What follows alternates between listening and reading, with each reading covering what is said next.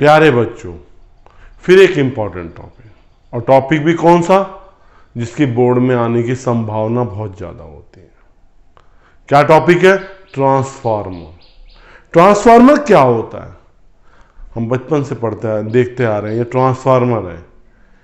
तो ये ट्रांसफार्मर होता क्या है? ट्रांसफार्मर एक युक्ति है जो उच्च वोल्टता को निम्न वोल्टता में या निम्न वोल्टता को उच्च वोल्टता में बदलती है। उच्च वोल्टता में, लो वोल्टेज को हाई वोल्टेज में और हाई वोल्टेज को लो वोल्टेज में बदलती है। जब हाई वोल्टेज होती है तो लो करंट होती है। किस में कन्वर्ट किया? लो वोल्टेज में। करंट क्या हो जाती है? हाई हो जाती है। तो ये किस प्रिंसिपल पे काम करता है? सिद्धांत क्या होता है? अन्योन्य प्रेरण, विद्युत चुंबकीय प्रेरण का जो भाग है। इसकी रचना कैसे होती है? इसकी रचना के लिए हम क्या करते हैं? हम एक नर्म लोहे की आयताकार कुंडली लेते हैं, नर्म लोहे की, उस पर वार्निश लगाते हैं, फिर दूसरी आयताकार कुंडली लेते हैं,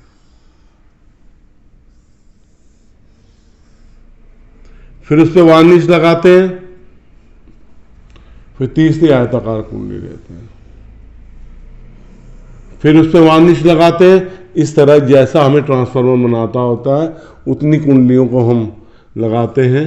और इस तरह नरम लोहे की क्लॉड के बीच में जो हम वार्निश लगाते हैं, वार्निश इंसुलेशन मतलब एक धारावाही को रोकने का काम करती है, इंसुलेशन का काम करती है, और जो आपकी भंवर धाराएं होती हैं उसके इफेक्ट को क्या करती है? कम करती है। अब एक सिरे पे कुंडली के, मतलब जो आपने क्लॉड लिया उसके एक सिरे पर कॉपर या एल्युमिनियम की वायर की वाइंडिंग की जाती है, मतलब लपेटा जाता है। ये आपका इनपुट है, और ये कौन सी कुंडली कहलाती है? प्राथमिक कुंडली पी कहलाती है। जहां पे हमें निर्गत वोल्टता लेनी होती है वहां पर भी वाइंडिंग की जाती है, आउटपुट कहते हैं। और ये कुंडली कौन सी कहलाती है? द्वितीय कुंडली एस कहलाती है। क्या कहलाती है? द्वितीय कुंडली एस कहलाती है। ट्रांसफार्मर कितने प्रकार के होते हैं? ट्रांसफार्मर दो प्रकार के होते हैं। पहला ट्रांसफार्मर स्टेप अप ट्रांसफार्मर।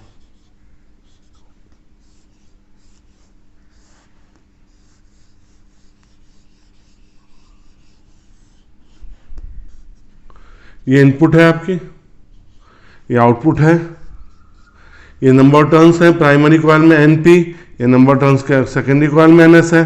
अगर नंबर ऑफ टर्न्स मतलब द्वितीय कुंडली में फेरों की संख्या प्राथमिक कुंडली के फेरों की संख्या से ज्यादा है तो ये कौन सा ट्रांसफार्मर कहलाता है? ऊंचाई मतलब स्टेप अप ट्रांसफार्मर कहलाता है। यदि प्राथमिक कुंडली में फेरों की संख्या बहुत अधिक है और द्वितीय कुंडली में फेरों की संख्या बहुत कम है, एनपी एनएस, अगर एनपी का मान एनएस से बहुत ज्यादा है तो ये अपचाई कहलाएगा, स्टेप डाउन। ये स्टेप अप है और ये कौन सा है? Step down. ये काम कैसे करता है? इसकी कार्यविधि क्या होती है?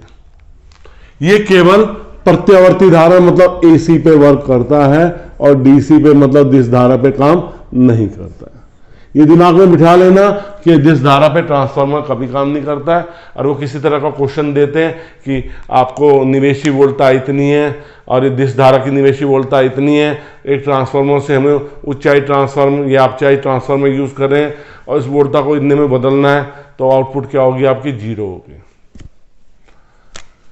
ये केवल प्रत्यावर्ती धारा पे काम करता है। प्रत्यावर्ती धारा में क्या होते हैं? हमारे पास दो चक्र होते हैं। पहला चक्र ऋणात्मक धनात्मक, ऋणात्मक धनात्मक, धनात्मक। पहले धनात्मक चक्र के लिए, पहले धनात्मक चक्र के लिए ये जो लोहे की रॉड होती है, जो नर्म लोहे से बनी हुई है, ये क्या हो जाती है? नर्म लोहे की रॉड क्या हो जाती है? क्या हो जाएगी बच्चों? ये चुंबकित हो जाती है। जब ये चुंबकित हो जाती है, प्राथमिक और द्वितीय कुंडली एक दूसरे से इंडक्टिवली कपल्ड है, इस तरह से जुड़ी हुई है। जो प्राथमिक कुंडली में चेंजेस होंगे वो द्वितीय कुंडली में दिखाई देंगे। तो जब प्राथमिक कुंडली चुंबकित हो जाएगी तो चुंबकीय बल रेखाओं की संख्या बढ़ेगी। चुंबकीय बल रेखाओं की संख्या जो बढ़ेगी वो किससे पास होगी? द्वितीय कुंडली से पास होगी। जब ये द्वितीय कुंडली से पास होगी तो क्या होगा? द्वितीय कुंडली से पास होगी तो चुंबकीय फ्लक्स में परिवर्तन होगा। चुंबकीय फ्लक्स में परिवर्तन के कारण क्या उत्पन्न होगा? प्रेरित विद्युत वाहक बल उत्पन्न होगा और हमें आउटपुट मिलेगी। अब जब ऋणात्मक आधा चक्र आएगा तो क्या हो जाएगा? इसने तो चुंबकित किया था, इसने विचुंबकित कर दिया। नर्म लोहे की रॉड को क्या कर दिया? विचुंबकित कर दिया। जब नर्म लोहे की रॉड विचुंबकित हुई तो क्या होगा? चुंबकीय बल रेखाओं की संख्या क्या होगी? कम होगी, घटने लगी। चुंबकीय बल रेखाओं की संख्या घटने से द्वितीय कुंडली में क्या हुआ? फिर चुंबकीय फ्लक्स में परिवर्तन हुआ। चुंबकीय फ्लक्स में परिवर्तन के होने के कारण क्या हुआ? यहां पे क्या उत्पन्न हुई? फिर इंड्यूस्ड ईएमएफ, मतलब प्रेरित विद्युत वाहक बल उत्पन्न। अगर हम प्राथमिक कुंडली में जो सूत्र लेते हैं, चुंबकीय फ्लक्स में परिवर्तन दोनों प्राथमिक कुंडली हो या द्वितीय कुंडली हो, दोनों में बराबर हो रहे हैं, क्योंकि दोनों एक दूसरे से जुड़ी हुई है। इस तरह से जुड़ी हुई है, इंडक्टिवली कपल्ड है, मतलब एक तरह से इस तरह से जुड़ी हुई है कि जो प्राथमिक कुंडली में चेंजेस होते हैं, मतलब परिवर्तन होते हैं, वो द्वितीय कुंडली में दिखाई देते हैं। तो इस तरह से अगर मैं इन दोनों को डिवाइड करूंगा ईपी अपॉन ईएस को, तो मुझे क्या मिलेगा? NP upon NS. तो मुझे एक सूत्र मिल जाएगा, EP upon ES NP upon NS VP upon VS IS upon IP. धारा हमेशा रेसिप्रोकल होती है, ठीक है, और एक ट्रांसफार्मर की दक्षता कहलाती है, एफिशिएंसी जिसे कहते हैं। ये कैसे डिफाइन होती है? पावर आउटपुट, मतलब निर्गत जो शक्ति है और जो निवेशी शक्ति है। तो ये क्या हो जाएगा? वीएस आईएस, ये जगह वीपी आईपी। और दक्षता की वैल्यू हमेशा क्या होती है? 100% से हमेशा कम होती है, क्योंकि कोई भी ट्रांसफार्मर 100% मतलब 100% दक्ष नहीं होता। ट्रांसफार्मर केवल एसी पे काम करता है, दिमाग में बिठाना है, डीसी पे काम नहीं करता, दिष्ट धारा में कोई आउटपुट नहीं देगा, केवल प्रत्यावर्ती धारा को ही उच्च वोल्टता से निम्न वोल्टता में या निम्न वोल्टता से उच्च वोल्टता में बदलता है। बच्चों, जो छोटी छोटी वीडियो में आपको इंपॉर्टेंट टॉपिक में उपलब्ध करा रहा हूं लॉन्ग क्वेश्चंस की, अच्छी लग रही है तो लाइक जरूर कीजिए, शेयर भी कीजिए अपने साथियों के साथ, और चैनल को सब्सक्राइब नहीं किया तो सब्सक्राइब जरूर कीजिए। बोर्ड के पेपर अभी टले हैं, बोर्ड के पेपर में मेरी वर्डिंग क्या अभी टले हैं, होंगे तो हैं। अगर हम अपनी तैयारी अभी से अच्छी रखेंगे, जिन्होंने तैयारी भी नहीं की है, पहली बार अब तैयारी करनी शुरू करी थी, तो बेटा अभी भी बहुत समय है।